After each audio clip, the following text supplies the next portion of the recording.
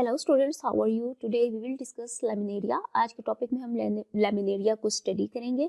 First of all we will see its taxonomic position, division, Phaeophyta, class, hetero, generative, order Laminariales, family Laminariaceae, genus Laminaria, habitat. अब हम देखते हैं कि laminaria पाया कहाँ पे जाता है।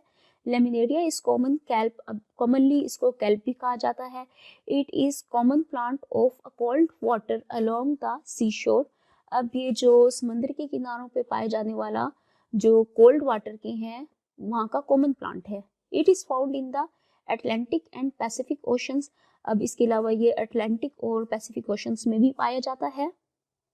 वेजिटेटिव स्ट्रक्चर, अब हम देखेंगे लैमिनेरिया का vegetative structure. The Laminaria plant is diploid and sporophytic. अब जो लैमिनेरिया का प्लांट है ये भी डिप्लॉयड यानी 2n है और ये स्पोरोफिटिक भी है, स्पोर प्रोड्यूस होते हैं। The body of the Laminaria varies from 0.5 metre to 9 metre. अब जो बॉडी है लैमिनेरिया की ये वराइज करेगी यानी 0.5 मीटर से 9 मीटर तक इसकी रेंज होगी। The main plant body is sporophyte and it has following distinct parts. अब जो इसकी मेन बॉडी है वो क्या होगी, प्लांट बॉडी स्पोरोफाइट होगी और इसके कुछ डिस्टिंक्ट इंपॉर्टेंट पार्ट्स हैं। Holdfast, it is disc like structure present at the base of plant. अब ये एक डिस्क लाइक स्ट्रक्चर है, डिस्क की तरह हमें शो होता है और ये कहाँ पे प्रेजेंट होगा, प्लांट की बेस पे यानी एंड पे। Root like branches arise from it base. अब रूट लाइक ब्रांचेस जो है अराइज होंगी इसकी बेस से, which helps in attachment of plant to the substratum. अब सबस्ट्रेटम क्या होता है, तह, यानी जहाँ से ये अटैच्ड है, ये जिस सरफेस से अटैच है ये उसको वहाँ पे हेल्प करेगा। होल्ड फास्ट, होल्ड फास्ट का मेन पर्पस क्या है, ये अटैचमेंट के लिए यूज होगा यानी कि प्लांट को वो सबस्ट्रेटम के साथ अटैच रखेगा। Stipe, it is unbranched a long and slender part of the plant. अब ये अनब्रांच्ड है यानी इसकी ब्रांचेस नहीं होंगी, लॉन्ग भी है, स्लेंडर पतला भी है, ये प्लांट का पार्ट है। It produces blade at it tips. अब ये ब्लेड अपनी टिप्स पे प्रोड्यूस करेगा। Act as it sporting organ, और ये इसका क्या होगा, स्पोर्टिंग ऑर्गन होगा। अब फिग में देखें, प्लांट बॉडी आपको दिखाई गई है। सबसे पहले लास्ट में जाए, ये होल्ड फास्ट है जिसने इसको सबस्ट्रेटम के साथ अटैच किया हुआ है। फिर आप ये स्टाइप इसकी देख लें, ये स्टाइप है, ये इसकी कोई ब्रांचेस नहीं है, ये लॉन्ग भी है, सिलेंडर भी है। और फिर इसके बाद आप देखें ये इसका लेमिना है, ये एक ब्लेड है जो कि उसकी जो टिप है वो एक्ट कर रही है, उसका एक सपोर्टिंग ऑर्गन है। ब्लेड और lamina, it is upper part of the plant. अब ये प्लांट का अपर पार्ट है। It is broader leaf like structure. अब ये लीफ की तरह दिखने वाला एक स्ट्रक्चर है जैसे कि आपने डायग्राम में देखा। इट है स्मूथ और वेवी मार्जिन, इसका जो मार्जिन है वो स्मूथ है और वेवी है, वेव्स की तरह शो हो रहा है। In some species it is divided into many segments, लेकिन कुछ स्पीशीज में ये बहुत से सेगमेंट्स में डिवाइड हो जाता है, सेगमेंट्स मीन पार्ट्स में। Growth of thallus, growth of thallus is by an intercalary meristem present at the junction of stipe and blade।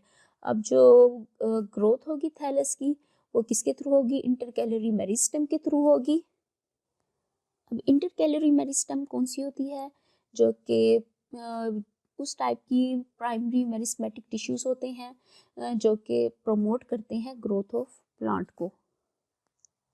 There is a continuous increase in the length of stipe by the activity of meristem. However, the length of the blade remains approximately constant because increase in length at the base almost equals in the abrasion at the apex। अब क्या होगा कि जो continuous increase है length में stipe का, ये जो एक्टिविटी है मेरिस्टेम की, ये मेरिस्टेम की एक्टिविटी है। However, the length of the blade remains approximately constant, लेकिन जो ब्लेड की लेंथ है वो क्या रहेगी, हमारे पास कांस्टेंट रहेगी। कांस्टेंट क्या चीज़ होती है, जो कि चेंज नहीं होती। Because increase in length at the base almost equals in the abrasion at the apex. अब जो कि इंक्रीज हो रहा है लेंथ में उसकी बेस पे, ये इक्वल है कि अगर ज़्यादा इंक्रीज होगा उसकी लेंथ में स्टेम की तो क्या हो जाएगा, मीन्स के टूट जाएगी। एब्रेशन का मीन्स के टूट जाना, कि वो जो की अपेक्स है वो टूट जाएगी। The blades of the most species grow for 1 year and they disintegrate after the plant has discharged its zoospores। अब जो ब्लेड्स हैं मोस्ट स्पीशीज के वो ग्रो करते हैं 1 साल तक और ये फिर डिसइंटीग्रेट हो जाते हैं, टूट फूट जाते हैं। लेकिन कब? जब एक प्लांट जो है वो डिस्चार्ज कर लेता है अपने ज़ूओस्पोर्स को। Now reproduction in Laminaria there is distinct alternation of generation, इसमें भी अल्टरनेशन ऑफ जनरेशन होगी। Its life cycle is completed into 2 distinct stages. अब इसकी 2 डिस्टिंक्ट मेन स्टेजेस हैं। First stage is sporophyte while second stage is gametophytic generation. First sporophyte है और जो second है वो गैमेटोफिटिक जनरेशन है। The 2 generations are morphological distinct phases and such type of alternation of generation is called as heteromorphic alternation of generation। अब जो 2 generation है वो क्या है हमारे पास? मॉर्फोलॉजिकली डिस्टिंक्ट है, फेजेस हैं दोनों, और ये जो टाइप ऑफ अल्टरनेशन जनरेशन है ये रीजन है, इसकी वजह से हम इसे क्या कहते हैं? ये हमारे पास हेटेरोमॉर्फिक अल्टरनेशन ऑफ जनरेशन है। अब हेटेरोमॉर्फिक अल्टरनेशन ऑफ जनरेशन होगी कौन सी? जिसमें जो है डिप्लॉइड गैमेटोफाइट है वो एक जनरेशन में है और जो डिप्लॉइड स्पोरोफाइट है वो दूसरी जनरेशन में है। और ये दोनों जनरेशन ही एक दूसरे से बिल्कुल डिफरेंट होंगी, मॉर्फोलॉजिकली भी और जेनेटिकली भी। अब लैमिनेरिया की जो रिप्रोडक्शन है वो सेक्सुअल और एसेक्सुअल दोनों मीन्स के थ्रू होगी। अब आप डायग्राम में देख सकते हैं, ये आपको स्पोरोफाइट प्लांट है, ये 2N है, ये इसके ज़ूओस्पोर्स हैं जो N है, और फिर जो गैमीट्स हैं एक मेल है और एक फीमेल, आप देख सकते हैं दोनों NN है। और जो हमारे पास फीमेल है ये एग प्रोड्यूस करेगा और जो गैमेटोफाइट मेल है ये स्पर्म प्रोड्यूस करेगा।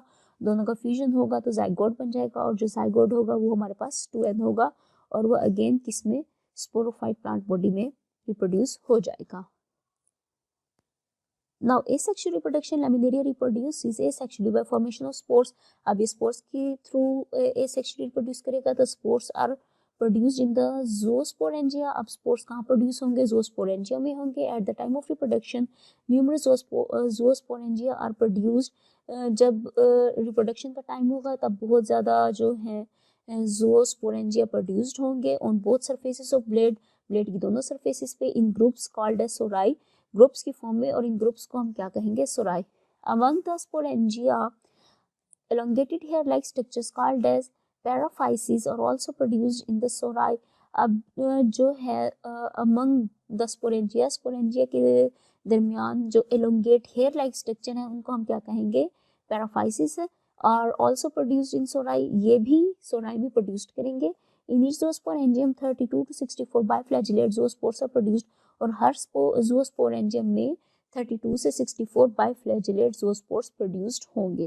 Now development of sporangium, each epidermal cell of young sorrel area act as paraphysis initial। हर जो एपिडर्मल सेल है यंग सोरल एरिया का वो एक्ट करेगा पैराफाइसिस इनिशियल को। It produces a finger like outgrowth that develops into an upper and basal cell by a transverse wall at its base. अब ये produce करेगा एक फिंगर लाइक आउटग्रोथ जो कि डिवाइड हो जाएगी एक अपर और एक बेसल सेल में, किसके थ्रू? एक ट्रांसवर्स वॉल के थ्रू जो कि उसकी बेस पे प्रेजेंट होगी। The upper wall elongate to form an erect unicellular, जो अपर सेल है वो एलोंगेट होगा यानी लंबा होगा। To form an erect means सीधा, यूनिसेल्युलर एक सीधे और यूनिसेल्युलर पैराफाइसिस में with a distinct mucilaginous cap, और जिसकी एक डिस्टिंक्ट म्यूसिलेजिनियस कैप होगी यानी ग्लू लाइक उसकी नेचर होगी। एट इट्स सोलन एपेक्स, उसकी उभार वाले पोर्शन पे, एपेक्स पे उसकी। The paraphysis produced arranged themselves in palisade like layer. अब जो पैराफाइसिस है वो प्रोड्यूस्ड होंगे और अरेंज कर लेंगे अपने आप को एक पैलिसेड लाइक लेयर में। The basal cell develops into club shaped unilocular sporangia, और जो बेसल सेल है वो डेवलप कर जाएंगे एक क्लब शेप्ड यूनिलोकुलर स्पोरेंजिया में। The single nucleus of the sporangium undergoes meiosis to produce 4 haploid nuclei। जो सिंगल न्यूक्लियस स्पोरेंजियम का उसमें meiosis होगी और प्रोड्यूस कर जाएगा 4 डिप्लॉइड न्यूक्लाई में। each of which divides by mitosis to produce 32 और 64 न्यूक्लाई, और जो कि हर एक जो है किसमें माइटोसिस के थ्रू रिप्रोड्यूस हो जाएगा 32 या फिर 64 न्यूक्लियाई में। In each zoosporangium 32 to 64 biflagellate zoospores are produced. अब इसमें भी ज़ूओस्पोरेंजियम में 32 से 64 बाइफ्लैजेलेट ज़ूओस्पोर्स जो हैं वो प्रोड्यूस्ड हो जाएंगे। Now liberation of zoospores, when the zoospores are mature, जैसे ज़ोस्पोर मैच्योर होंगे the wall of the sporangium breaks at the apex and zoospores are liberated out. जो स्पोरेंजियम की जो वॉल है वो क्या हो जाएगी, ब्रेक हो जाएगी ऊपर से एपेक्स यानी अपनी पीक से स्टार्ट से, and the zoospores are liberated out, और ये ज़ोस्पोर्स जो है बाहर निकल जाएंगे। They swim in water for a certain period, ये कुछ अरसे के लिए पानी में स्विम करते रहेंगे, and then secrete a wall around each spore, और हर स्पोर के गिर्द जो क्या होगा एक वॉल सेक्रेट हो जाएगी। They settle on the substratum, तो ये तह में बैठ जाएंगे, सेटल्ड हो जाएंगे, and germinate to produce gametophyte of Laminaria, जो कि लैमिनेरिया की ये क्या बना देंगे हमारे पास, गेमेटोफाइट। तो स्टूडेंट्स ये तो थी प्लांट बॉडी और asexual reproduction in laminaria. I hope आपको अच्छे से समझ आ गया होगा। कोई भी क्वेश्चन हो तो आप कमेंट सेक्शन में जाकर अपने क्वेश्चन पूछ सकते हैं, और नेक्स्ट लेक्चर में हम इसकी सेक्सुअल रिप्रोडक्शन स्टार्ट करेंगे। Thank you.